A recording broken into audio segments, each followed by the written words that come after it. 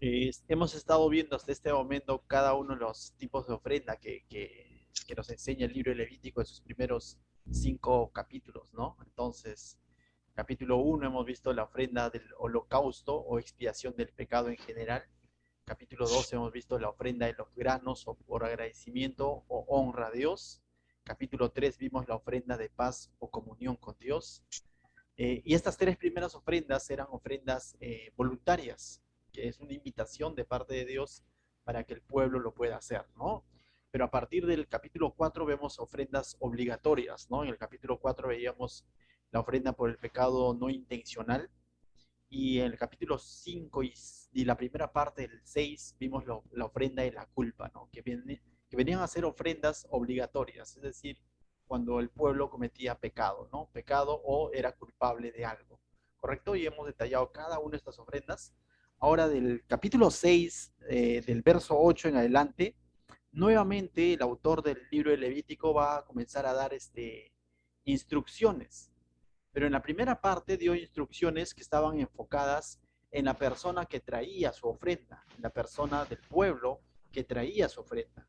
Ahora va a volver a repetir casi lo mismo, ¿sí? Y vas a tú identificar muchos de las ofrendas nuevamente que lo va a estar repitiendo, pero va a estar enfocado a cómo es que el sacerdote que estaba sirviendo en el tabernáculo debe considerar esta ofrenda y debe servir en el tabernáculo, ¿no? Entonces, el enfoque ya está sobre el sacerdote, el que realiza, el que hace la entrega de estas ofrendas a nombre del pueblo, ¿no? O a nombre del pecador quien lo traía. Entonces, esta porción del capítulo 6 y capítulo 7 básicamente van a ser instrucciones para el sacerdote. Entonces tú dirás, pero bueno, si es para los sacerdotes, ¿qué tiene que ver conmigo, no? O sea, si esto fue dado para los sacerdotes, ¿qué tiene que ver conmigo?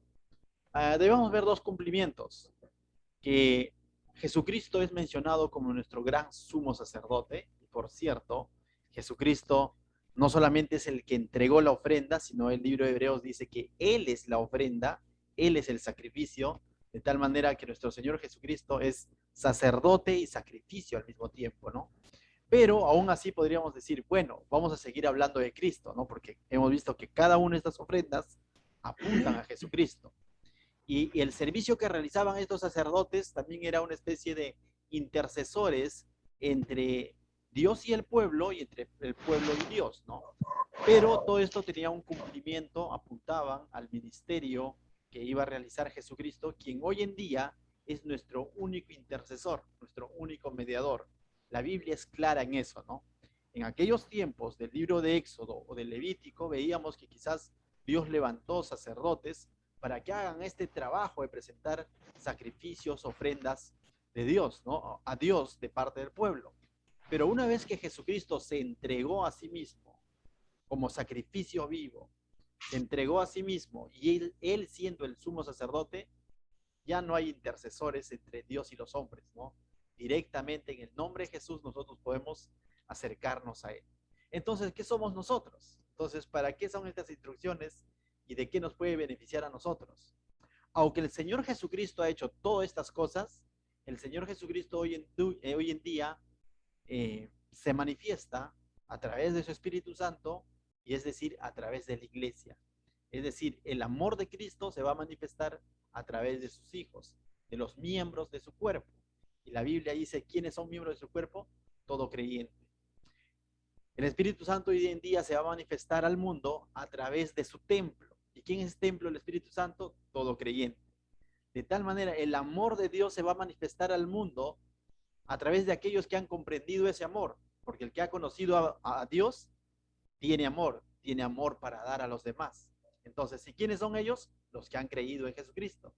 Entonces, aunque el Señor Jesucristo lo ha hecho todo en la cruz como sacrificio y como gran sumo sacerdote, pero también la Biblia dice que a nosotros, hoy en día, al creyente, no a aquel que usa una túnica y ahí viste como religioso, de eso no habla la Biblia.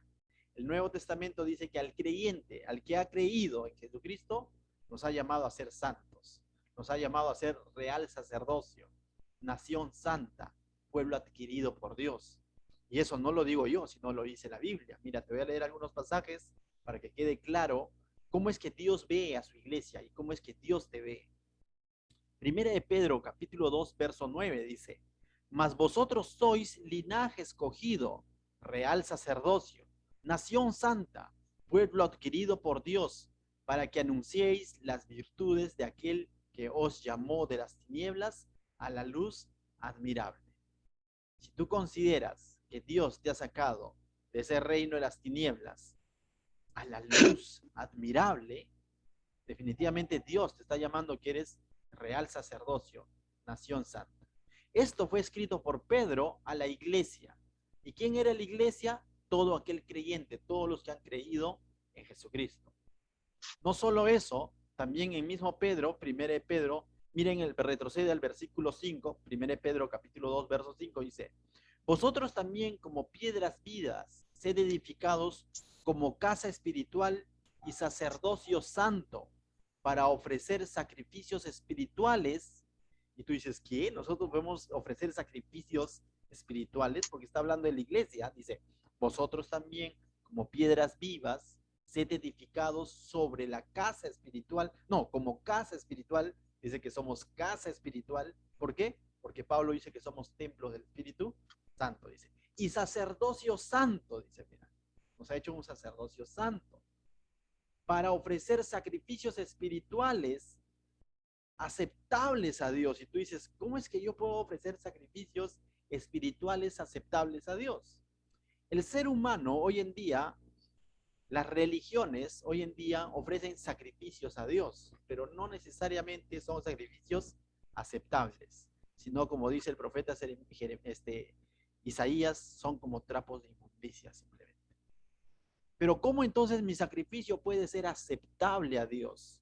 Ese sacrificio, cuando yo lo hago llegar por medio de Jesucristo.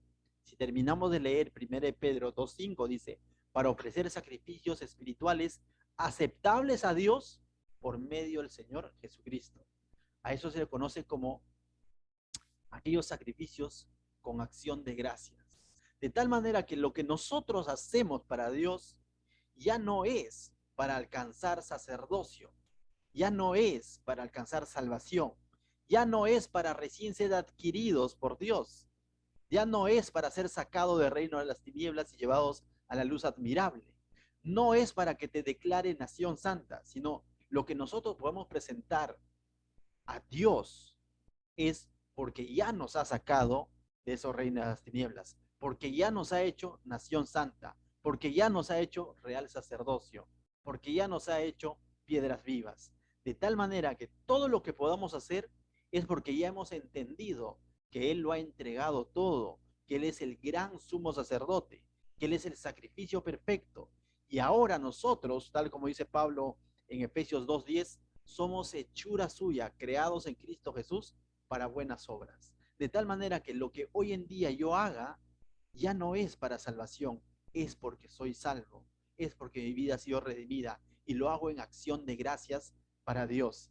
En ese sentido, somos llamados a presentar sacrificios aceptables a Dios, sacrificios, oraciones de alabanza, cantos, himnos, predicar el evangelio, compartir con el prójimo, todo cada una de esas cosas no es para adquirir salvación o posición, es por la posición en la que Dios ya te ha puesto.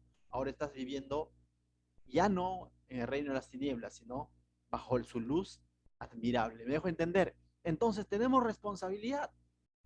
Somos llamados a presentar sacrificios, pero ya no cualquier sacrificio bajo los estándares del mundo.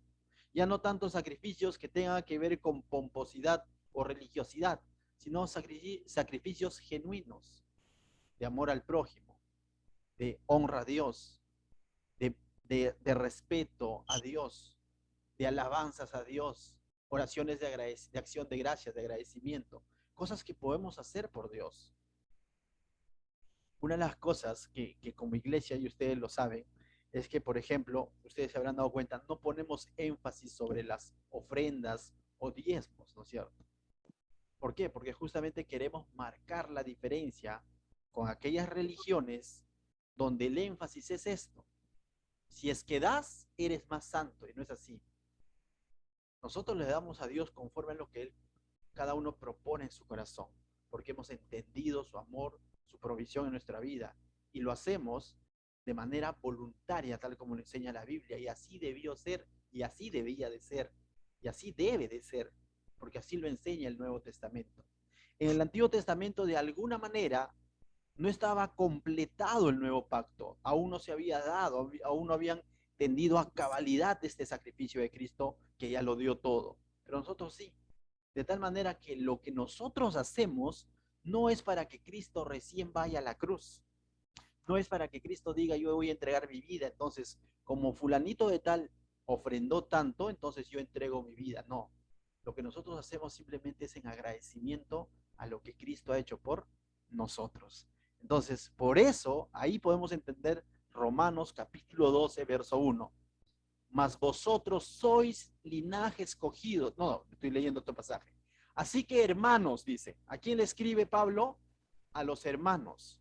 No les escribe a los que están por convertirse, le escribe a los que ya han comprendido el amor de Dios, a los hermanos, a los que ya están bajo la luz admirable de Jesucristo. Dice, os ruego, ni siquiera les dice les mando, dice, os ruego por las misericordias de Dios, es decir, si has entendido la misericordia de Dios, que presentéis vuestros cuerpos en sacrificio vivo, santo, agradable a Dios, que esto es vuestro culto racional. En lenguaje sencillo dice que esto es lo más inteligente y sensato que puede ser el hermano, el cristiano. Presentarse a él mismo como ese sacrificio agradable a Dios. Tu vida, el Señor está interesado en tu vida, tu corazón, tu ser, tu tiempo, tu mente, tus manos, completo, todo tu ser. Y debe ser consagrado para Dios. ¿Y eso lo hará más Dios? Es la pregunta. Definitivamente que no. Cada uno de estos sacrificios que estamos viendo en Levíticos no lo hacían más Dios, sino eran para beneficio de quienes lo hacían, porque así ellos comprendían la santidad de Dios, porque así ellos podían ser agradecidos por Dios, porque así ellos comprendían las implicancias de su pecado, porque así ellos de alguna manera se reconciliaban con Dios, pero todo esto se dio en Jesucristo. Esto solamente son sombras de lo que iba a ser algo mucho más real que lo real, Jesucristo que se iba a manifestar. Entonces volvamos a Levíticos y leamos ahora nuevamente estos sacrificios, pero desde un enfoque dando instrucciones a los sacerdotes. Y recuerda, tú eres un sacerdote, tú eres nación santa, pero ya no el que anda con túnica, el que está sirviendo en un tabernáculo físico, sino tu cuerpo es templo del Espíritu Santo. En todo lugar somos llamados a servir al Señor. Si te consideras siervo de Dios, discípulo del Señor, entonces eres su nación santa, su real sacerdocio. Si tú consideras que Cristo ha pagado su sangre preciosa, ha derramado por ti, eres nación santa. Él te ha santificado en su sangre preciosa. Entonces, esta palabra, del cual vamos a leer, también es para ti, no solamente para los sacerdotes de aquella época. Vamos a Levítico capítulo 8. ¿Qué tal si me acompañan orando antes de leer estos pasajes? Vamos a orar. Padre, te doy gracias, Señor, esta noche por este tiempo que tú nos permites, Señor. Nuevamente venir a tu palabra, Señor, a esa palabra que es viva y eficaz, Señor. Y sabemos, Señor, que hoy nos vas a hablar, Señor, al corazón, a cada uno de nosotros, Señor.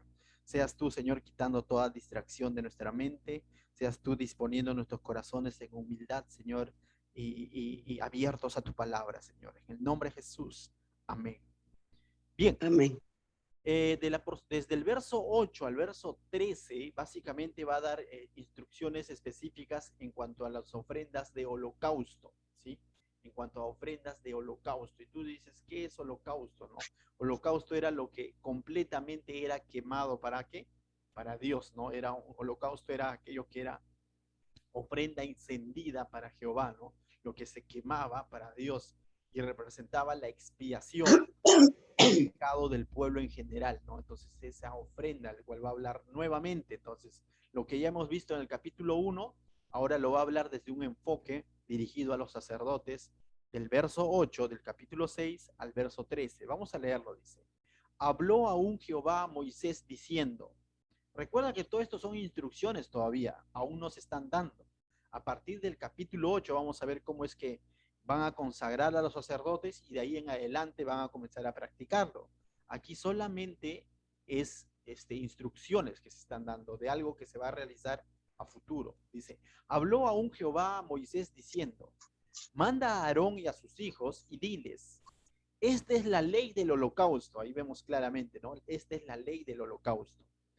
El holocausto estará sobre el fuego encendido, sobre el altar, toda la noche hasta la mañana. El fuego del altar arderá en él. Y vemos claramente que está refiriéndose a esta ofrenda que era encendida completamente para Dios, ¿no? Era quemada, dice, en el altar del sacrificio que estaba en el atrio, ¿no? Entonces, vemos que se repite prácticamente lo mismo que ya hemos visto en el capítulo 1, ¿no? Pero aquí añade una descripción interesante, dice, estará sobre el fuego encendido sobre el altar toda la noche hasta la mañana. Y es interesante ese detalle, ¿por qué? No lo dijo el capítulo 1, pero aquí lo está especificando. ¿Por qué? Porque esto era función de quién? Del sacerdote, de quien encendía o de quien presentaba este holocausto de parte del pueblo.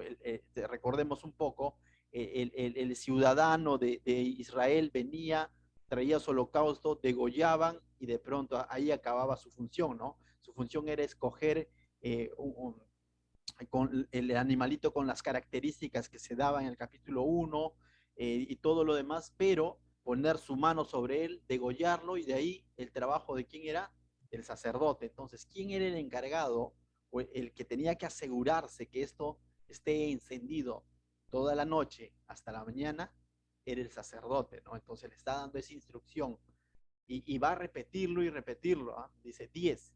Y el sacerdote se pondrá su vestidura de lino y vestirá de calzoncillos de lino fino sobre su cuerpo.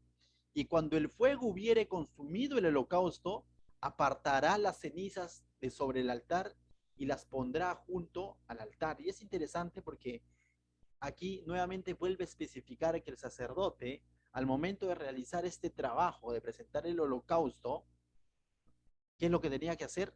Dice, lo que tenía que hacer es vestir con la vestidura, ¿no? Y esa vestidura hemos visto su descripción cuando estudiábamos Éxodo capítulo 28, vimos cómo es que tenía que ser esta vestidura, ¿no? Y luego más adelante vimos cómo lo hicieron incluso esta vestidura del sumo sacerdote y de los sacerdotes, ¿no? Dice, tenía que ser de lino fino, ¿no? El lino fino era del más valioso, ¿no? Entonces, es interesante.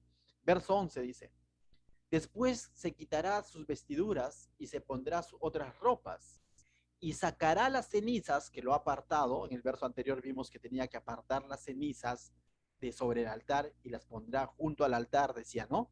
Y ahora dice en el verso 11, dice, eh, después se quitará sus vestiduras y se pondrá otras ropas y sacará las cenizas fuera del campamento a un lugar limpio, ¿no?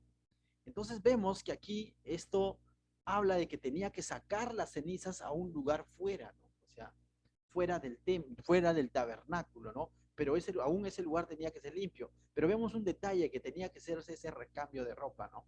Quizás nosotros podemos entender esto hoy en día un poco más que aquellos que lo han estudiado antes de pandemia. ¿Por qué? Cuando comenzó la pandemia vieron de que de alguna manera la mayoría comenzó a comprarse su traje de astronauta o de pronto tener una ropa colgada en la puerta de la casa y eso hasta ahí llegaba, ¿no? Y de dentro de la casa era otra ropa, ¿no? ¿Y cuál es la diferencia, más allá si te compraste la ropa de astronauta o no? ¿Cuál es la diferencia entre la ropa que se quedaba colgado ahí en la puerta de la casa y la que tú usas en tu dormitorio? Que la que está colgado en la puerta de la casa tú lo consideras contaminado. ¿Por qué? Por el COVID, ¿sí o no? La gran mayoría de nosotros decíamos, ni lo toques, el que lo tocaba, alcohol, ahí todo el mundo, ¿no? Y le caía ahí con el alcohol. Pero aquella ropa con la que tú estás en tu habitación, echada en tu cama, tienes la seguridad de que no sea expuesto a este mundo contaminado. Entonces, este recambio de ropa en el libro de Levítico, el sacerdote hace de alguna manera una alusión a que todo lo que estaba dentro del tabernáculo realmente era consagrado para Dios en todo sentido. Era consagrado para Dios en todo sentido. ¿Me dejo entender? De que tanto así que esa ropa con esa ropa este sacerdote no podía irse de compra. Bueno, con esa ropa este sacerdote no podía salir a la calle, ¿no? Esta ropa era exclusivamente para su servicio dentro del tabernáculo. Y tú dices, pero ¿por qué tenía que salir él del lugar, no? ¿Por qué? Porque dice tenía que salir llevando las cenizas fuera del campamento a un lugar limpio. Porque estas cenizas son el simbolismo de que una vez que ha sido consumido, ha sido quemado el holocausto, estas cenizas es algo que no subió a la presencia de Dios, simplemente quedó en la tierra. Una vez que ha sido purificado por el fuego de Dios, que vamos a ver más adelante, lo que quedaba ahí en el altar, eso simbolizaba que es aquello que Dios ya no desea, porque lo que tenía que ir para él ya fue. Ese es el holocausto, ya ascendió con olor fragante, ya ha sido de agrado para Dios. Pero lo que ha quedado es algo que Dios ha purificado y no desea. De tal manera que este sacerdote tenía que sacarlo fuera del tabernáculo. Pero aún para sacarlo, él tenía que hacer ese recambio de vestidura. En eso consiste el fuego de Dios, que purifica las cosas, ¿no? Si tú eres un sacrificio para Dios, recuerda, si tú eres un sacrificio para Dios, es el fuego de Dios el que va a purificar tu vida. Y luego más adelante vamos a hablar cuál es ese fuego de Dios, ¿no? Pero es Dios mismo el que purifica nuestra vida. Su Santo Espíritu es el que purifica nuestra vida. Su Santo Espíritu es el que nos muestra qué es agradable para Él y qué no es agradable. Y aquello que no es agradable es nuestra función. ¿Qué cosa? Despojarnos de aquella ceniza que no agrada a Dios. La pregunta es, ¿nos estamos despojando de aquella ceniza que no agrada a Dios o lo tenemos ahí amontonadito? No importa, Señor. Y seguimos ahí, disque, adorándolo. Cuando venimos y entendemos que somos llamados a hacer sacrificio vivo, agradable y aceptable a Dios, debemos entender que no somos perfectos y como no somos perfectos, debemos de dejarnos purificar por el Espíritu de Dios. Y ese Espíritu de Dios te muestra qué cosas no agradan a Dios. No para que recién estés capacitado o recién ya cumplas con los requisitos para adorarle, no. En medio de tu entrega, de tu búsqueda, Él te va mostrando. Pero es nuestra responsabilidad ir dejando atrás todo aquello que nos muestra que no le agrada. Cositas que podemos traer del mundo, cositas que se nos pueden pegar en el día a día. Esas cosas no agradan a Dios. Por lo tanto, necesitamos sacarlo fuera de nuestro templo, de ese templo del Espíritu Santo que es tu vida, tu cuerpo, tu ser. ¿Qué cosas Dios te muestra? Pueden ser pensamientos, no necesariamente son acciones, pueden ser pensamientos, pueden ser malas costumbres, pueden ser malos hábitos que tenemos ahí, que queremos servir a Dios, que queremos ser como un sacrificio vivo, agradable a Dios, pero que constantemente están ahí y el enemigo en el momento menos pensado los usa. ¿Para qué? Para hacernos caer. Santiago dice que cada uno de nosotros somos tentados conforme a la concupiscencia de nuestro corazón. No es que el enemigo trae cosas de afuera y lo incluye a tu vida, sino son que justamente nuestra naturaleza pecaminosa los permite. Nuestros deseos están ahí, que tienen que ser erradicados. Pablo decía que él tiene por basura, por pérdida todo su pasado frente ahora al conocimiento de Cristo. Pablo también decía que debemos despojarnos del viejo hombre y revestirnos del nuevo.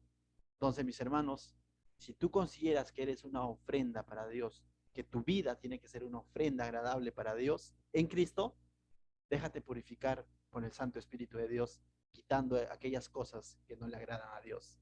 Amén. Recuerda que el tabernáculo de Dios tiene que ser santo, consagrado para Dios. Así como lo era en Levítico, hoy en día nosotros, tu cuerpo, tu vida, tu ser, tiene que ser agradable para Dios. Quita aquellas cosas que el Señor te muestra y te dice, por acá no va, sácalos. No te condenes diciendo, ya fui, le fui. No, de hoy en adelante, sácalos. De hoy en adelante, sácalos. Verso 12 dice, ¿no? Y el fuego encendido sobre el altar no se apagará. Y nuevamente vemos que este fuego no se va a apagar nunca, sino que el sacerdote pondrá en él leña cada mañana y acomodará el holocausto sobre él y quemará sobre él la grosura de los sacrificios de paz. Dice, ¿no? Y vemos que este fuego, dice, no se va a apagar, no debe de apagarse.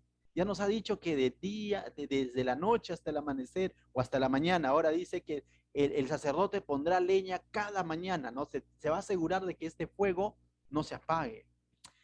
Más adelante vamos a ver en Levíticos capítulo 9, verso 24, me adelanto brevemente, cuando ya se da, justo, ahorita son instrucciones, pero cuando ya se da por primera vez, por así decirlo, este holocausto, vamos a ver que este fuego del cual está hablando es un fuego milagroso que proviene de Dios mismo. No es que de pronto el sacerdote fue con un fósforo o un encendedor y dijo, ya, a partir de ahora, no. Es un fuego que salió de Dios. Levíticos 9:24, mira, dice, y salió fuego de delante de Jehová y consumió el holocausto. De eso estamos hablando. Pero en Levíticos 9 ya se está dando. Dice, y salió fuego de dónde? De delante de Jehová y consumió el holocausto con las grosuras sobre el altar. Y dice, y viéndolo todo el pueblo, alabaron y se postraron sobre sus rostros. Y esto no es nuevo, ¿eh? O sea, esto de que sale fuego de parte de Dios no es nuevo. Eh, Algunos quizás han leído Primera de Reyes, capítulo 18, hasta películas o dibujos animados de lo que ha dado, cuando de pronto el profeta Elías hace frente a los 400 profetas de Baal. ¿Han escuchado alguna vez en su escuela dominical o en algún lugar donde te presentaban sacrificios y de pronto Elías pone un sacrificio y hace que venga fuego de parte de Dios y se prende el sacrificio? Y es más, le echaron agua y todo lo demás, ¿se acuerdan? Viene un fuego de parte de Dios y enciende el sacrificio de parte de Elías porque era agradable a Dios, mientras que el de los profetas de Baal nunca encendieron, ¿no? Entonces, vemos, por ejemplo, ahí un fuego de parte de Dios. En Génesis capítulo 15 también, cuando Abraham firma el pacto, o Dios firma el pacto con Abraham, vemos, dice que como una antorcha de fuego por en medio de los animales que se habían sacrificado, comienza a pasar de parte de Dios y Dios hablando a Abraham y Abraham cayendo prácticamente en sueño y Dios hablándole y dándole su promesa y reafirmándole su pacto, ¿no? En Éxodo capítulo 3 también vemos cuando Dios llama a Moisés, ¿cómo se presenta? En la zarza ardiente, ¿no? También vemos fuego manifestando la presencia de Dios. En Éxodo capítulo 19, cuando Dios va a dar los 10 mandamientos y se manifiesta en el monte Sinaí con estruendos, con truenos, dice, fuego hubo en el cielo, dice, y qué más hubo, digo, en el monte, encima del monte, y como humo que salía del monte, y ahí Dios hablando a su pueblo, ¿no? Entonces, en el Éxodo capítulo 24 también manifiesta que la presencia de Dios es como fuego abrasador. Entonces, definitivamente este fuego que enciende este holocausto viene de la presencia de Dios. Y ese fuego no debía de apagarse, porque es ese fuego el que va a purificar y que finalmente va a purificar si ese holocausto es agradable o no es agradable para Dios. Ese fuego es el que va a ser el fuego purificador, que va a hacer que ese sacrificio sea agradable para Dios, que va a consumir ese sacrificio. Ahora tú dices, pero hoy en día yo no veo el fuego de Dios. Es interesante porque hace unos días estuvimos estudiando con los chicos en el Instituto Bíblico sobre cómo es que se dio Pentecostés. Dice que cuando descendió el Espíritu Santo, la tercera persona de la Trinidad, más allá de que hubo un gran estruendo y todo lo demás, dice como lenguas de fuego se puso sobre cada uno de los que estaban ahí. Y a eso se le conoce como el bautismo del Espíritu Santo, y eso se le conoce como la llenura del Espíritu Santo, dándose por primera vez en Hechos capítulo 2, y que finalmente fue una promesa para cada creyente, de tal manera que cuando nosotros recibimos a Cristo, viene sobre nosotros ese Espíritu Santo, la presencia de Dios, que finalmente es el que va a purificar nuestras vidas para que sean de agrado para Dios. Ninguno de nosotros puede decir que está haciendo cosas agradables para Dios fuera del Espíritu Santo. Es el Espíritu Santo es el que nos guía a toda verdad. El Espíritu Santo es que quita de nuestra vida todo aquello que no es agradable para Dios. ¿A través de qué? De su espada, como lo dice Efesios capítulo 6, que es la palabra de Dios. Entonces, mis hermanos, si decimos ser templos del Espíritu Santo, déjate purificar por el fuego del Espíritu Santo. Cuando Juan el Bautista bautizaba, dijo que iba a venir uno mayor que él, refiriéndose a Jesús, que bautizaría en espíritu y en fuego. Estaba haciendo alusión al Espíritu Santo. Yo no estoy diciendo con esto que busques un bautismo. Tú ya has sido bautizado en el Espíritu Santo, tal como lo dice Pablo, que hemos sido introducidos en un mismo espíritu. Todo creyente ha sido bautizado en el cuerpo de Cristo. ¿Por quién? Por el Espíritu Santo. Hemos sido introducidos al cuerpo de Cristo. De tal manera que si tú eres miembro del cuerpo de Cristo, tiene que ser un miembro agradable, que esté buscando ser como la cabeza, puro, buscando ser como su Señor, santo. No te estoy diciendo que busques ser un Dios, pero que sigas las pisadas del Maestro. Así como Él fue el sacrificio perfecto, hoy en día solo en Cristo podemos presentar sacrificios agradables a Dios, solo en Cristo. Entonces, este holocausto habla mucho, ¿no? Entonces, mira lo que dice el verso 13 y cómo termina esta porción. Dice, el fuego arderá continuamente en el altar y no se apagará. Ya lo hemos dicho, el fuego arde continuamente y no se apagará. ¿Y qué representaba el fuego? Ese fuego que salía de la presencia de Dios, tal como Levíticos 9 lo ha dicho, ¿no? Que salió de delante de Jehová, que es el que finalmente purificaba, ¿qué cosa? El holocausto. Entonces, es interesante y dice, y no se apagará. Decía un comentarista bíblico lo siguiente, David Guzik dice, este fuego, ya que manifiesta la presencia de Dios, dice, manifiesta ese amor de Dios que nunca deja de ser. No hay un instante de tu vida en el que Dios haya dejado de amarte. No hay un instante de tu vida, aún en el momento más complicado de tu vida, Dios te ha seguido amando. Porque la Biblia dice, porque de tal manera te amó. No hay mayor amor que el de Dios. Entonces, este fuego representa, al no apagarse, representa ese amor de Dios que nunca va a dejar de ser, que siempre estará ahí para traerte nuevamente a tu lugar. Este fuego también representa las oraciones del Señor Jesucristo por su pueblo, dice. Él dijo que Él iba a interceder por nosotros para siempre. Este fuego también representa el ministerio del Espíritu Santo, que ha venido sobre nosotros y nos ha sellado para no irse nunca más. Que no te van, esa es seguridad de salvación. Es interesante las apreciaciones que da David Guzik en cuanto a esto, ¿no? Como es que si entendemos que este fuego es la presencia de Dios, aún en este fuego podemos ver la Trinidad, el amor de Dios, las oraciones de Jesús y la presencia del Espíritu Santo en tu vida. Valora ese fuego. Si tú dices hacer sacrificio, preséntate cada día, cada mañana y dice, Señor, a través de tu Santo Espíritu, purifícame, hazme cada vez más santo, quita todas esas cenizas que no te agradan, pero permíteme ser de agrado a tu presencia.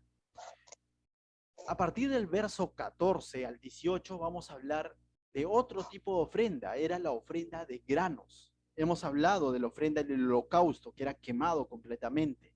Ahora, eso lo vimos en el capítulo 1, pero ahora del verso 14 al verso 18 va a hablar de aquella ofrenda del cual ya hemos hablado en el capítulo 2, que es la ofrenda de granos, ¿no? Y mira lo que dice. Esta es la ley de la ofrenda. La ofrecerán los hijos de Aarón, dice, delante de Jehová ante el altar. Entonces, nuevamente vemos, ¿no? Dice, 15. Y tomará de ella un puñado de flor de harina de la ofrenda y de su aceite y todo el incienso. ¿Te acuerdas la ofrenda de granos, de flor de harina y todo eso que hablamos? Sí, dice. Entonces, y tomará de ella un puñado de flor de harina de la ofrenda y de su aceite y todo incienso que es, dice, que está sobre la ofrenda y lo hará arder sobre el altar por memorial en olor grato a Jehová. A esta ofrenda también se le llamaba ofrenda de honra, que ya no llevaban por perdón de pecados, esto ya no llevaban por expiación. Esta ofrenda representaba un agradecimiento y honra a Dios, ¿se acuerdan? Que tenía que tener, dice, aceite, incienso encima de él, ¿se acuerdan? El aceite que iba a ser que este fuego justamente queme toda la ofrenda, el incienso que haría que esta ofrenda llegue con olor fragante a la presencia de Dios. Y además decíamos, pero también nos decía que hay algo que no debería de llevar, ¿se acuerdan? En el capítulo 2 lo va a volver a repetir acá, el verso 16 dice, y el sobrante de ella lo comerá Aarón y sus hijos. Es interesante que una porción de esta ofrenda podía consumirlo Aarón y sus hijos. Dice, sin levadura se comerá en lugar santo, en el atrio del tabernáculo de reunión lo comerán, dice, ¿no? Dice, sin levadura se comerá en el lugar santo. Es interesante. ¿Qué dice? ¿Qué es lo que no tenía que llevar esta ofrenda? No tenía que llevar levadura, ¿no? Entonces es interesante, esta ofrenda lo que no podía llevar era ¿qué? Levadura. ¿Por qué? Porque la levadura era sinónimo de ¿qué? De pecado, ¿no? Ya hemos hablado bastante sobre ello. Entonces, si esta ofrenda tenía que ser de olor grato y fragante para Dios, ¿qué es lo que no tenía que llevar? Es levadura, porque la levadura es un sinónimo de pecado. Si tú consideras que lo que estás haciendo para Dios, y como Romanos 12:1 dice, que estás presente y estás anhelando presentarte quizás o hacer las cosas bien para el Señor, recuerda algo, quita todo aquello que tenga que ver con el pecado. La Biblia dice que un poco de levadura leuda toda la masa. Puedes servirle a Dios de lunes a sábado y bien, quizás haces tu devocional todos los días, no sé, qué sé yo, pero basta que el día domingo comiences a darle cabida a otras cosas que no agradan a Dios, estás malogrando todo, la estás malogrando. El Señor quiere una ofrenda pura, agradable, no quiere algo que esté contaminado, ¿no? Entonces tengamos cuidado con eso, ¿no? Y muchas veces esto ocurre cuando, en los religiosos sobre todo, ¿no? En la religiosidad. Jesús lo dijo de parte de los fariseos, si no me equivoco, dijo en Lucas, si no me equivoco, está Lucas 12, pueden buscarlo por ahí, 12 verso 1 y 2, ¿sí? Lucas verso 12, 1 y 2 dice lo siguiente. Dice, en esto, juntándose por millares, dice, la multitud, tanto que unos y otros se atropellaban, comenzó a decir a sus discípulos, primeramente, dijo Jesús, guardaos de la levadura de los fariseos, que es la hipocresía. ¿Y qué es la hipocresía? Que de apariencia ser alguien, pero por dentro ser otro. Esa es la hipocresía, ¿no? Y Jesús de esta manera se refirió a los fariseos. Y de alguna manera nosotros en nuestro diario vivir, cuando perdemos el sentido de quién es Dios, de lo que estamos haciendo para Dios, nuestro activismo nos puede convertir en un fariseo queriendo llenar apariencias, pero por dentro quizás nuestra comunión con Dios está resquebrajada. Ese tipo de ofrenda o de holocausto, no, de ofrenda, no quiere el Señor. Él quiere, dice, sin levadura. Quítale la levadura. ¿Qué hacía la levadura en la masa? Lo hacía ver pomposa, hinchadita. Qué rico pan, mira, está grandecito, ¿no? Pero por dentro puro aire. Eso muchas veces causa la hipocresía en la vida de las personas, al cual estamos expuestos todos, desde el hermano que acaba de convertirse hasta el pastor. Todos estamos expuestos a eso día a día. Recuerda Santiago, que día a día somos tentados conforme a la concupiscencia de nuestro corazón. Quizás ustedes puedan verme aquí orar y predicar, pero si yo no le doy importancia o no me cuido justamente de esa levadura y la hipocresía, por dentro puedo ser otro, ¿no? Y Sofía podría decirles, si conocieran realmente a Anderson, no pasa nada, ¿no? Recordemos, cuidémonos de eso, ¿no? Cuidémonos como hizo Jesús, la levadura de los fariseos, que es la hipocresía, dice. Mira, Jesús en el verso 12 de Lucas dice, porque nada hay encubierto que haya de ser, que haya de descubrirse, ni oculto que no haya de saberse. Finalmente, Dios saca todo a la luz, porque eres un Dios de luz. Finalmente, Dios va a sacar toda la luz. No sé si has visto tú o has conocido personas que aparentemente al inicio te parecieron espirituales, muy reverentes en su forma de hablar, de vestir, incluso de enseñar, tantas cosas que puedes, y luego con el tiempo terminaste decepcionándote o enterándote de que cosas, y ciertamente eso es un indicio de que nada en este mundo va a quedar oculto, ¿no? Sino finalmente Dios lo saca a la luz, porque así es nuestro Dios. Y uno dice, pero Señor, por qué tanto demoraste, no? Bueno, eso es algo que lo vamos a preguntar a Dios, pero finalmente Él siempre saca las cosas a la luz. Finalmente siempre hay un momento en el que se separa el trigo de la cizaña, los peces buenos y los peces malos. En algún momento ocurre eso. Y muchas veces ocurre, ¿sabes qué? En medio de la tribulación, en medio del momento difícil. ¿Qué haces tú para sacar realmente fruto o darte cuenta que, cómo diferencias un trigo de una cizaña? Dice que el trigo tiene fruto y la cizaña es pura hoja, ¿no? Al momento de la cosecha, ¿no? Y cómo tú sacas los granos de trigo, dice que es dándole con palo, ¿no? Y eso es lo que ocurre en la sierra. Los que en algún momento han vivido en la sierra, para sacar el grano del trigo, separarlo de la paja, es dándole con palo, ¿no? Y por eso que Jesús le dijo a Pedro, Satanás te ha pedido para, ¿cómo es? Para zarandearte como a trigo, ¿no? Porque le iban a dar con palo a Pedro y ahí iba a evidenciarse si realmente Pedro era tan machito como dijo, Señor, ¿quién se va a meter contigo? Y terminó negándolo, ¿no? ¿Te diste cuenta? Muchas veces nosotros, Señor, de aquí en adelante te consagro mi vida, ahora sí, ¿no? Y cuando viene la aflicción, ¡fua! Sale pues, ¿no? Jugo de cizaña, o jugo de cristiano, o de trigo, ¿no? Depende de ti.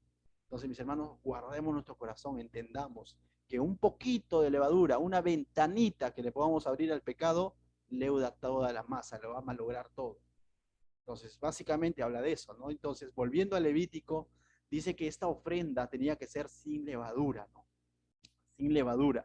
Verso 17 dice, no se cocerá con levadura, nuevamente lo recuerda, ¿no? Y por algo, mira, verso 17 dice, no se cocerá con levadura, la he dado a ellos por su porción de mis ofrendas encendidas. Es cosa santísima, dice, es interesante, ¿no? Es cosa santísima, es santísima significa apartado, ¿no? Dice, como el sacrificio por el pecado, al igual que el sacrificio por el pecado, igual dice, es cosa santísima.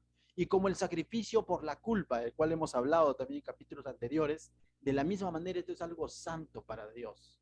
Entonces dice, 18, dice, todos los varones de los hijos de Aarón comerán de ella, dice. Estatuto perpetuo será para vuestras generaciones tocante a las ofrendas encendidas para Jehová. Toda cosa que tocare, dice, en ella será santificada. Es interesante porque le da una permisión de que los hijos de Aarón, es decir, los sacerdotes, puedan comer de ella. Es interesante, ¿no? Pero al mismo tiempo también les recuerda en la última parte, dice, que toda cosa que tocare en ella será santificada. Es decir, aquel que esto era exclusivamente, esto era permitido para que coma quién, los sacerdotes, ¿ya? Pero al mismo tiempo dice que solamente los sacerdotes podían comer esto. Entonces que, ya esto es mi porción y lo voy a invitar a mi primo, pues no, él no es de la tribu de Leví, o a un amigo y se lo invito, no, era exclusivamente para ellos. Es interesante, ¿no? Porque eso hace de que realmente Dios está diciendo esto es consagrado para ellos. Y ellos también debían estar consagrados para poder comer de estos granos, ¿no? Entonces, es como una invitación que Dios le hace a ellos, ¿no? Entonces ¿qué podemos ver aquí? La pureza con la que debería de entregarse esto, ¿no? Sin levadura.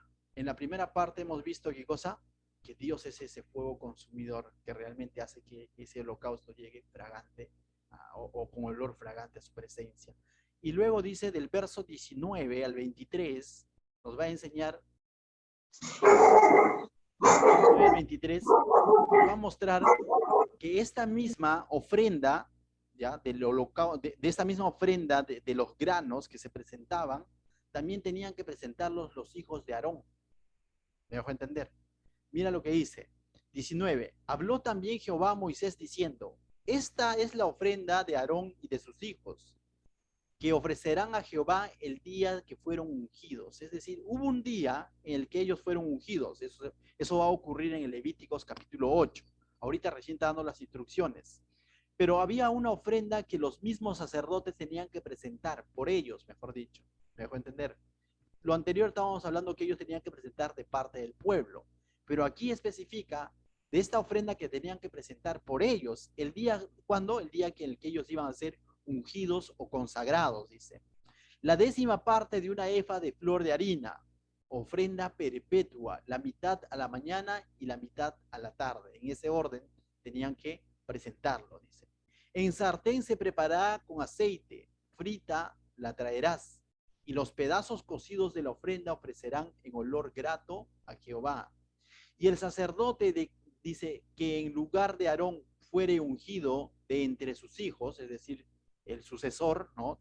Dice, hará igual ofrenda, Es estatuto perpetuo de Jehová, toda ella será quemada. Toda ofrenda de sacerdote será enteramente quemada y no se comerá. ¿Cuándo no podía comer el sacerdote de esta ofrenda, del cual hemos estado hablando, de los granos, de la flor de harina? Cuando era presentado por ellos mismos. Si venía de parte del pueblo, consagraba para Dios y una parte se le permitía participar, ¿no? Pero cuando presentaban por ellos mismos no se le permitía participar, sino todo tenía que ser entregado para Dios. Y esto habla de que aún ellos necesitaban presentar ofrenda a Dios. Aún ellos necesitaban presentar esta ofrenda de honra o de agradecimiento a Dios. Y eso es lo que nos da a entender, ¿no? Y eso también debemos entender cada uno de nosotros, ¿no? Desde pastor, desde líder cristiano, esposos, debemos entender que necesitamos presentar nuestra vida como ofrenda agradable a Dios. A veces nosotros creemos, y les digo con toda sinceridad, creemos que el hermano X necesita acercarse a Dios por su pecado. O el hermano tal o la hermana tal está andando en otra, ¿no? Y necesita entender de Cristo, del sacrificio de Cristo. Cuando los primeros en entender y recordar esto somos nosotros, los que estamos de alguna manera en un lugar en el que Dios nos pone para ministrar a otros. Y no solamente me refiero en términos de iglesia, si hablamos de líderes o de pastor, también me refiero, tú eres sacerdote de tu hogar, de tu familia. Si eres cabeza, necesitas entender que tú más que nadie también necesitas de Cristo. Necesitas de honrar tu vida al Señor, ¿no? Estos sacerdotes tenían que tener claro esto, que no solamente es el pueblo trayendo y una parte de ellos comiendo y lo otro para Dios, sino que ellos mismos también necesitaban ser agradecidos y honrar a Dios desde el momento que ellos eran ungidos como tal. De la misma manera, si nosotros decimos que esta ofrenda también manifestaba la ofrenda perfecta que es Cristo, sin levadura, sin pecado, nosotros también debemos reconocer que somos pecadores y que solamente en Cristo vamos a hacer ofrendas agradables a Dios sin pecado. Sea pastor, sea tenga 80 años, 90 años, igual necesita de Cristo. Del verso 24 al 30, y con esto terminamos, vemos una tercera ofrenda, ¿no? Este sí es la ofrenda por el sacrificio expiatorio del pecado. Esto lo hemos estudiado en el capítulo 4, ¿no? Que esta ofrenda que se presentaba por el pecado que cometía el pueblo. Mira lo que dice el verso 24, dice. Y habló Jehová a Moisés diciendo, habla a Aarón y a sus hijos y diles, esta es la ley del sacrificio expiatorio. En el lugar donde se degüelle el holocausto, será degollada la ofrenda por el pecado delante de Jehová. Es cosa santísima, ¿no? Entonces esto dice, es una ofrenda por expiación, ¿no? Sacrificio expiatorio. ¿Por qué? Porque había cometido pecado, ¿no? Entonces, verso 26 dice, el sacerdote que la ofreciere por el pecado, la comerá. En lugar santo será comida en el atrio del tabernáculo de reunión. Es interesante, ¿no? Luego dice, y tú dices, ¿cómo el sacerdote va a comer? Acá se le está permitiendo que el sacerdote comiera parte de la ofrenda de sacrificio expiatorio. Es interesante, ¿no? Dice, el sacerdote que la ofreciera por el pecado, la comerá. En lugar santo será comida en el atrio del tabernáculo de reunión, ¿no? Se dice que el sacerdote participaba, degustaba, ¿ya? Degustaba, no es que, y vamos a ver que incluso Dios dice qué partes podía comer el sacerdote, ¿se acuerdan? Que había solamente la grosura se entregaba a Dios y había ciertas partes que el sacerdote podía comer, ¿no? Eso lo hemos visto en el capítulo 4. No es que podía comer todo, no, sino la grosura era totalmente para Dios. Lo otro que Dios le permitía que él comiera, pero no porque bueno, no porque va a comer y qué chévere, sino porque así de alguna manera el sacerdote se identificaba con el pecado del pueblo. No tanto era así, Señor, mira, esto te está trayendo por su pecado, pues este vecino ya es acostumbrado, pues Señor, ahí te lo presento, no, sino que él al comer está identificándose con el pecado del pueblo. ¿Me dejó entender? Está diciendo, Señor, porque somos pecadores. Señor, te entregamos esto porque somos pecadores. Entonces se está identificando. Hubo alguien que se identificó con nuestros pecados, pero no cometió pecado. Y la Biblia habla. Y por eso que tenemos, dice, y lo hizo pecado. Lo hizo pecado en el sentido de qué? De que cargó nuestra culpa, no de que él pecó. Jesucristo se hizo pecado por nosotros. Al igual que este sacrificio que era entregado por el pecado y la persona que había pecado ponía su mano y simbólicamente hacía una transferencia de su culpa, de su pecado sobre este animalito, y este animalito iba a ser sacrificado por el pecado de esta persona. De la misma manera, eso representaba lo que hacemos en Cristo cuando ponemos nuestra fe en Él. De alguna manera estamos diciendo, Cristo está pagando por mí, Cristo me está sustituyendo, porque Él por nosotros cargó nuestros pecados y nosotros lo hicimos pecado en el sentido de que Él cargó por nuestras culpas, no de que Él haya pecado. ¿Me dejó entender?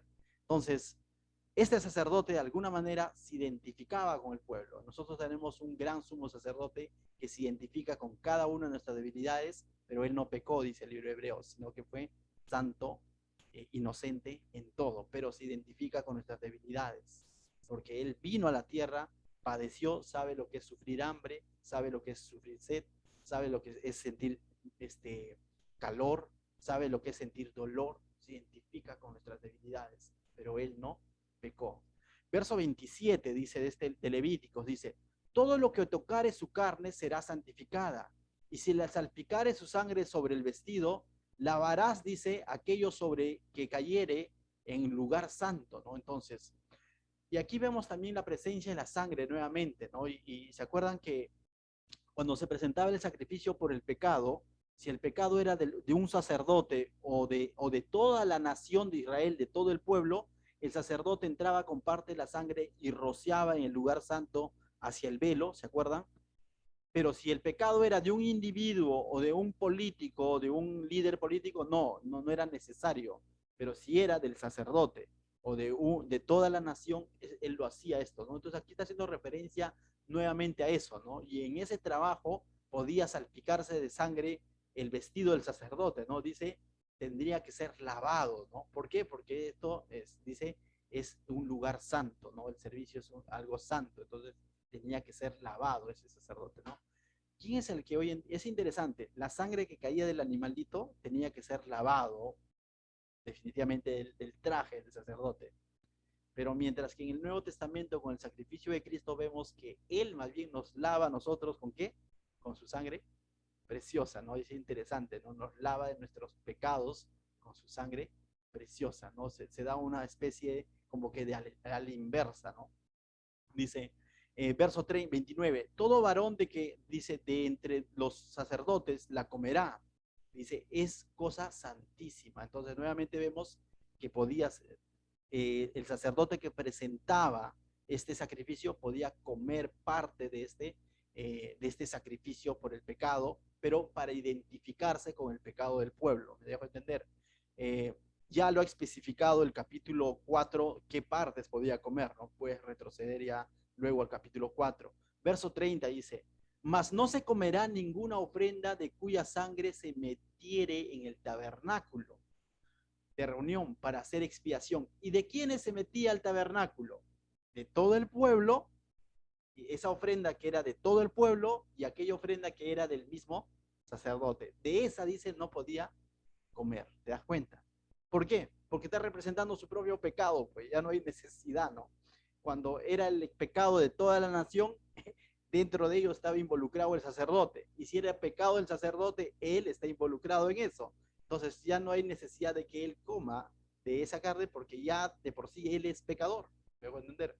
Dice, y luego dice, al fuego será quemada, ¿no? Entonces, hemos hablado de prácticamente tres sacrificios, ¿no? El primero nos recuerda ese fuego consumidor de Dios, ¿no? Que cuando llevamos ese holocausto a Dios, finalmente Él es el que purifica este holocausto, ¿no? El segundo nos habla de la necesidad que tenemos nuevamente de honrar a Dios con nuestro cuerpo, con nuestro sacrificio, con nosotros presentándonos como esa ofrenda agradable a Dios, pero sin levadura, ¿correcto? Sin levadura, sin contaminación. Y este último nos ha recordado que cómo es que la sangre de Cristo, el sacrificio perfecto, es el que nos limpia de todo pecado y que además, más allá del lugar que tú ocupes, seas pastor, seas padre de familia, seas esposo, seas mamá, seas hijo, todos necesitamos de este sacrificio porque todos somos pecadores y que hay alguien que se ha identificado contigo. ¿Quién es? Jesucristo, ¿no? Solamente para terminar, déjame leerte Hebreos capítulo 12, verso 28 y 29. Mira lo que dice. Así que recibiendo nosotros un reino inconmovible, y cuando Hebreos está escribiendo y dice nosotros, se está refiriendo a la iglesia, esto es Nuevo Testamento. Dice, así que recibiendo nosotros un reino inconmovible, el reino de Dios del cual se nos ha predicado, del cual somos parte ahora, ya no somos del reino de las tinieblas, sino de la luz admirable, dice. Entonces, si tú te consideras que eres parte del reino de Dios, del reino de Jesucristo, y ya no eres parte del reino de las tinieblas, entiende este principio, dice. Tengamos gratitud y mediante ella sirvamos a Dios agradándole con temor y reverencia. ¿Y cosa dice? Tengamos gratitud.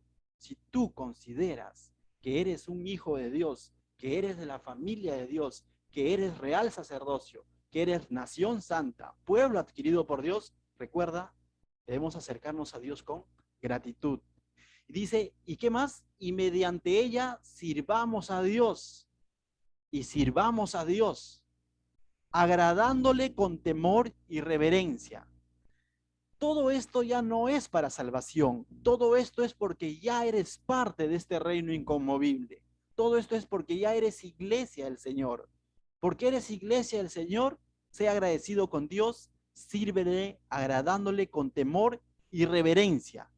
No dice sírvele por servirle.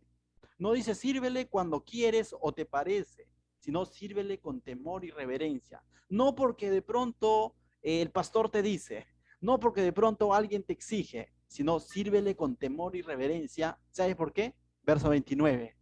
Porque nuestro Dios es fuego consumidor.